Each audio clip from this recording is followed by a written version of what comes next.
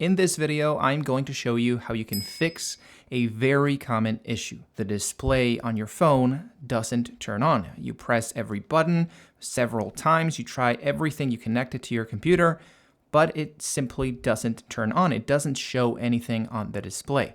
Well, there is a very easy universal solution for this problem. You are going to need to connect your phone through a USB cable to your computer for this method to work. Once that's done, what you want to do is to press the power button and the volume up button indefinitely until you see a recovery menu. I'll do it right now so you can see how it works. So power button and volume up button at the same time.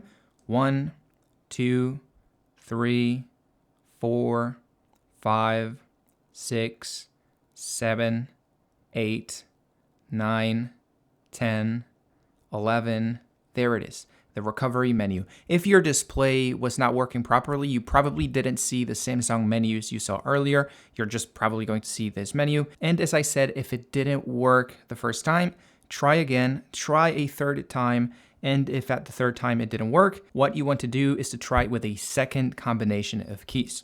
You want to press the power button and the volume down button for 7 seconds. And then you want to switch the volume down button for the volume up button without releasing your finger from the power button. So it's 7 seconds like this.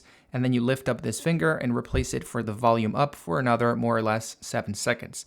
Try this 1, 2, 3 times just for safety, and then you should probably be good to go. As you can see in this menu, we have a range of different options, but we only care for the one at the top. Reboot system now. What this is going to do is it's going to perform a hard reboot that's most likely going to solve any software issues you may have on your phone. So just select Reboot System now. If you want to navigate through the menu, you can tap volume down to go down and volume up to go up. And then if you want to select one of those options, in this case, Reboot System, you just have to tap on the power button. So let's tap here. And as you can see, the phone is going to perform basically a reboot.